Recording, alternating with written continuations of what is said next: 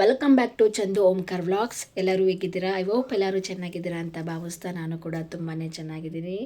ನಮ್ಮ ಮನೇಲಿ ನಮ್ಮ ಫ್ಯಾಮಿಲಿ, ಅಮ್ಮನ ಕಡೆ ಫ್ಯಾಮಿಲಿ, ದೊಡ್ಡಮ್ಮ, ತಂಗಿ ಮಕ್ಕಳು ಬಂದು 15 ದಿನ ಆಯಿತು.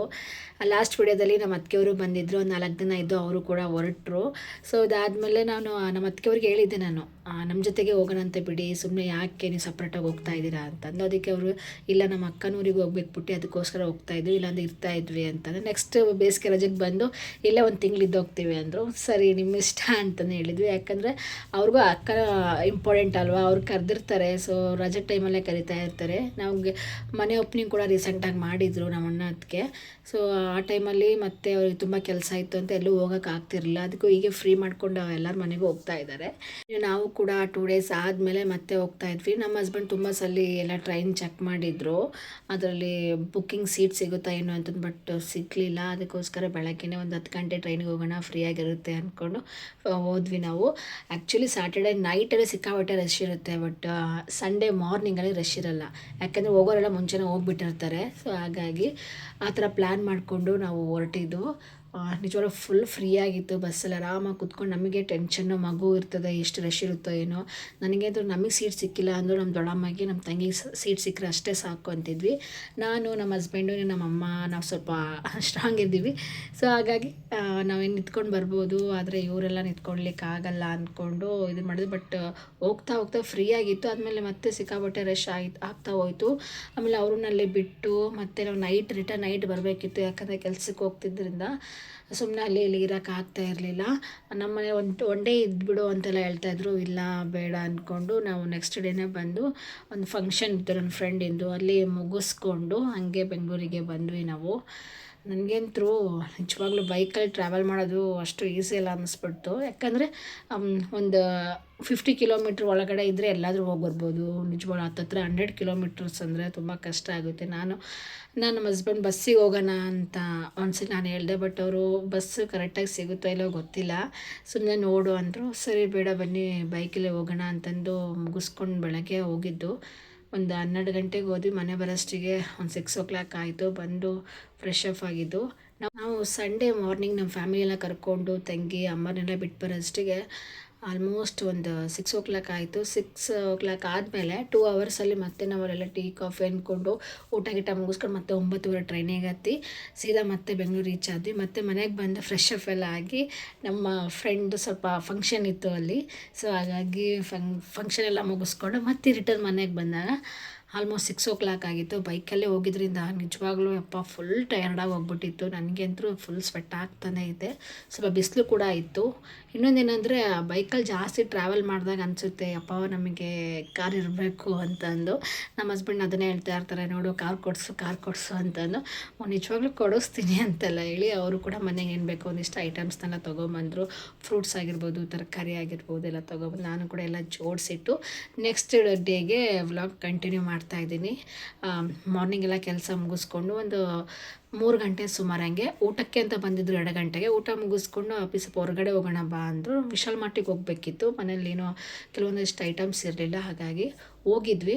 ಬಟ್ ನಮ್ಮ ಹಸ್ಬೆಂಡ್ ಏನೋ ಸರ್ಪ್ರೈಸ್ ಅಂತ ನನಗೆ ಕರ್ಕೊಂಡು ಹೋದ್ರೆ, ನಿನಗೆ ಸರ್ಪ್ರೈಸ್ ಕೊಡ್ತೀನಿ ನಾನು ಅಂತ ಅಂದರೆ, ಏನು ಸರ್ಪ್ರೈಸು?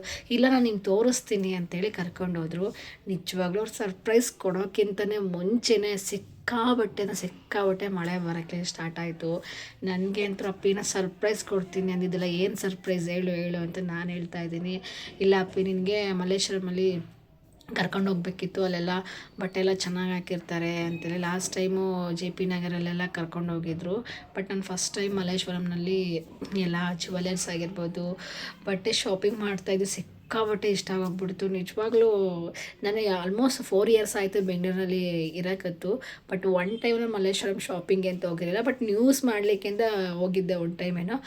ಬಟ್ ನ್ಯೂಸ್ ಮಾಡಿದ್ದೆ ಬೇರೆ ಕಡೆ, ಬಟ್ ಇಲ್ಲಿ ಹೋಗಿದ್ದು ಒನ್ ಟೈಮು ಹೋಗಿದ್ದಿಲ್ಲ, ಇದೇ ಫಸ್ಟ್ ಟೈಮು. ನಮ್ಮ ಹಸ್ಬೆಂಡ್ ಅಂತಿದ್ರು, ನಿನಗೇನೋ ಒಂಥರ ಸರ್ಪ್ರೈಸಾಗಿ ಕೊಡೋಣ ಅಂತ ಕರ್ಕೊಂಬಂದೆ, ಏನು ಈ ಥರ ಎಲ್ಲ ಮಳೆ ಬಂದು ಎಲ್ಲ ಹಾಳಾಗ್ಬಿಡ್ತು ಅಂದರು. ಇಟ್ಸ್ ಓಕೆ ಬಿಡಿ ಅಂತಂದು ಮಳೆಯಲ್ಲೇ ತೊಗಿಸ್ಕೊಂಡೆ. ಸದ್ಯ ಅಲ್ಲೇ ಅಂಬ್ರೆಲಾ ಎಲ್ಲ ಮಾರ್ತಾಯಿದ್ರು, ಅಂಬ್ರೆಲಾ ಕೂಡ ತೊಗೊಂಡ್ವಿ.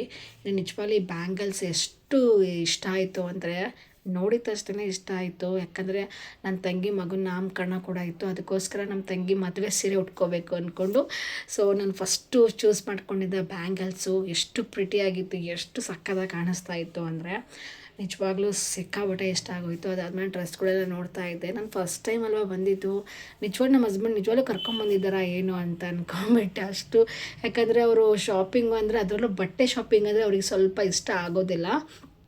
ಆದರೂ ಸಹ ಇಲ್ಲ ನೀವು ಸರ್ಪ್ರೈಸ್ ಕೊಡಬೇಕು, ತುಂಬ ದಿನ ಆಗಿತ್ತು ಎಲ್ಲೂ ಹೊರಗಡೆ ಹೋಗಿರ್ಲಿಲ್ವಲ್ಲ ಹಾಗಾಗಿ ಅಂತ ಅಂದು ಫ್ಯಾಮಿಲಿ ಎಲ್ಲ ಮನೆಗಿದ್ದರಿಂದ ಅವರು ಸ್ವಲ್ಪ ತೋಟದ ಕಡೆ ಕಾನ್ಸಂಟ್ರೇಟ್ ಮಾಡ್ತಾಯಿದ್ರು. ನಾನು ಮನೇಲಿ ಇರ್ತಾಯಿದ್ದೆ ಫ್ಯಾಮಿಲಿ ಜೊತೆ.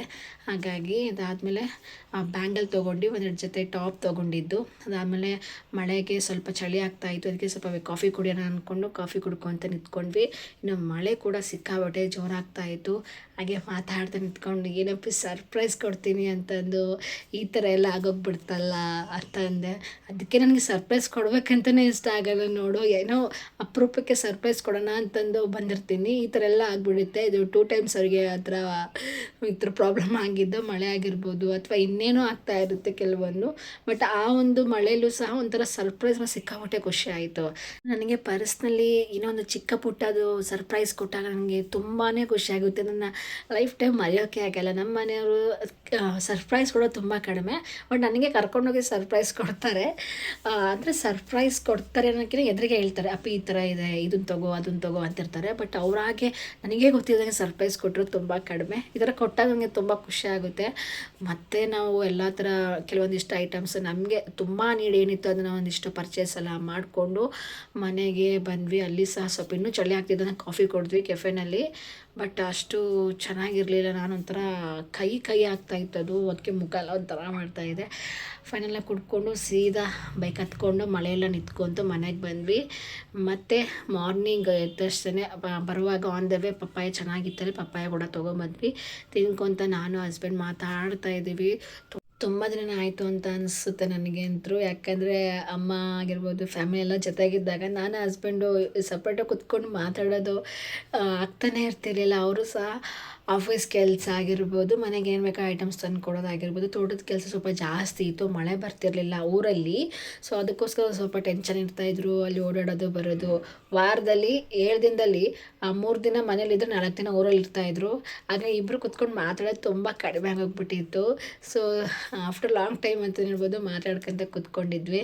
ಇನ್ನು ನಮ್ಮ ಅತ್ತೆ ಮನೆಗೆ ಹೋಗಿದಂಥ ಒಂದು ಪುಟ್ಟದಂಥ ಒಂದು ಕ್ಲಿಪ್ ಇತ್ತು, ಇದನ್ನು ಹಾಕಿರಲಿಲ್ಲ, ಮಿಸ್ ಮಾಡ್ಕೊಂಡಿದ್ದೆ. ಸೊ ಹಾಗೆ ಇರಲಿ ಅಂತಂದು ಹಾಕಿದ್ದೆ. ಅವ್ರ ಮನೇಲಿ ಚೆನ್ನಾಗಿ ಟೈಮ್ ಸ್ಪೆಂಡ್ ಮಾಡಿದ್ದು ಅದು ಗೊತ್ತಿಲ್ಲ. ಚಿಕ್ಕ ವಯಸ್ಸಿಂದನೂ ಯಾರ ಮನೆಗೆ ನಾವು ಇರ್ತಿದ್ವಿ ಜಾಸ್ತಿ. ಈಗ ಅವ್ರ ಮನೆಗೆ ಹೋಗೋದೇ ಅಪರೂಪ ಆಗಿಬಿಟ್ಟಿದೆ. ಸೊ ಅವ್ರ ಮನೆಯಲ್ಲ ಮಾತಾಡಿಕೊಂಡು ಮತ್ತೆ ರಿಟರ್ನ್ ನಮ್ಮ ಮನೆಗೆ ಬಂದು ಹಸ್ಬೆಂಡ್ ಬಂದು ಮತ್ತೆ ಊರಿಗೆ ಕರ್ಕೊಂಡು ಹೋಗಿದ್ರು ನನಗೆ. ಆ ವೀಕಲ್ಲೆಲ್ಲ ನಮ್ಮ ಫ್ಯಾಮಿಲಿ ಎಲ್ಲ ಊರಿಗೆ ಹೋದಾದ್ಮೇಲೆ ಬರೀ ನಾವು ಆ ವಾರ ಫುಲ್ ಅಲ್ಲಿಂದ ಇಲ್ಲಿಗೆ ಇಲ್ಲಿಂದ ಅಲ್ಲಿಗೆ ಊರಿಗೆ ಹೋಗೋದು ಬರೋದು ಅಂತಲೇ ಆಗ್ತಾಯಿದೆ. ಇದು ತುಂಬ ಹಳೆಯ ಕ್ಲಿಪ್, ಇದನ್ನು ಆ್ಯಡ್ ಮಾಡಿದ್ದೀನಿ ನಾನು ಇರಲಿ ಅಂತ. ಆಫ್ಟರ್ ಲಾಂಗ್ ಟೈಮ್ ಅಂತ ಹೇಳ್ಬೋದು ನಮ್ಮ ಹಸ್ಬೆಂಡ್ ಫ್ಯಾಮಿಲಿಯವ್ರು ಇಷ್ಟು ಒಟ್ಟುಗೂಡಿ ಖುಷಿಯಾಗಿ ಮಾತಾಡ್ತಾ ಕೂತ್ಕೊಂಡಿದ್ದು ಅಂತಲೇ ಹೇಳ್ಬೋದು. ಅದು ಬೇರೆ ನಮ್ಮದು ಪೂಜೆ ಕಾರ್ಯ ಇತ್ತು. ಆ ಟೈಮಲ್ಲಿ ಎಲ್ಲರೂ ಮನೆಗೆ ಬಂದು ಎಲ್ಲರೂ ಫುಲ್ ಖುಷಿಯಾಗಿ ಮಾತಾಡ್ತಾ ಇದ್ವಿ ಅಂತಲೇ ಹೇಳ್ಬೋದು. ಈ ಥರ ಎಲ್ಲರ ಮನೆಗೆ ಈ ಥರ ಇದ್ದಾಗ ಯಾವುದೇ ರೀತಿ ಮನಸ್ತಾಪ ಆಗಿರ್ಬೋದು, ಜಗಳ ಆಗಿರ್ಬೋದು ಏನೂ ಇರೋದೇ ಇಲ್ಲ ಅನಿಸುತ್ತೆ. ಯಾಕಂದರೆ ಮಾತಾಡುವಾಗ ಪ್ರೀತಿ ವಿಶ್ವಾಸದಿಂದ ಒಂದು ಸ್ವಲ್ಪ ಗಂಟು ಹಾಕ್ಕೊಳ್ದೆ ಪ್ರೀತಿಯಿಂದ ಮಾತಾಡಿದಾಗ ಯಾವ ಸಂಬಂಧಗಳು ಹಾಳಾಗೋದಿಲ್ಲ ಅನ್ನೋದಕ್ಕೆ ಈ ವಿಡಿಯೋನ ಸಾಕ್ಷಿ ಅಂತಲೇ ಹೇಳ್ಬೋದು. ಸೊ ನೋಡಿದ್ರಲ್ಲ, ಇದು ನನ್ನ ಒಂದು ಫ್ಯಾಮಿಲಿ ಜೊತೆ ಸಮಯ ಕಳೆದಂಥ ವ್ಲಾಗು. ಆ್ಯಕ್ಚುಲಿ ಫುಲ್ಲು ಈಗ ಆಗ್ತಿರೋ ವೀಡಿಯೋಸ್ ಎಲ್ಲ ನನ್ನ ಫ್ಯಾಮಿಲಿ ಜೊತೆಗೆ ನಾನು ಸಮಯ ಕಳೀತಾ ಇದ್ದೀನಿ. ಯಾಕಂದರೆ ನಾನು ಹಸ್ಬೆಂಡ್ ಬೆಂಗಳೂರಲ್ಲಿರೋದ್ರಿಂದ ಎಲ್ಲರೂ ಫ್ಯಾಮಿಲಿ ಎಲ್ಲ ಊರಲ್ಲಿದ್ದಾರೆ. ಸೊ ಹಾಗಾಗಿ ತುಂಬ ಅವ್ರ ಜೊತೆ ಟೈಮ್ ಕಳೆಯೋದು ತುಂಬ ಕಷ್ಟ ಆಗ್ತಿರುತ್ತೆ. ಇಲ್ಲಿ ಬೆಂಗಳೂರಲ್ಲಿ ಮನೆ ಆಫೀಸು ಅಂತ ಇರ್ತೀವಿ. ಸೊ ಹಾಗಾಗಿ ಅವರೆಲ್ಲ ಬಂದಾಗ ಸಿಕ್ಕಾಪಟ್ಟೆ ಖುಷಿ ಆಗ್ತಿರುತ್ತೆ. ಸೊ ನೋಡಿದ್ರಲ್ಲ, ಯಾರೆಲ್ಲ ಈ ಒಂದು ವಿಡಿಯೋನ ಫುಲ್ಲಾಗಿ ವಾಚ್ ಮಾಡಿದ್ರು ಅವ್ರಿಗೆಲ್ಲ ಥ್ಯಾಂಕ್ ಯು ಸೋ ಮಚ್ ಅಂತ ಹೇಳ್ತಾ ಮತ್ತು ಮುಂದಿನ ವ್ಲಾಗಲ್ಲಿ ಮತ್ತೆ ಸಿಗ್ತೀನಿ. ಅಲ್ಲಿವರೆಗೂ ನೋಡ್ತಾ ಇರಿ ಚಂದು ಓಂಕಾರ್ ವ್ಲಾಗ್ಸ್. ಎಲ್ಲರಿಗೂ ನಮಸ್ಕಾರ, ಟೇಕ್ ಕೇರ್, ಬಾಯ್.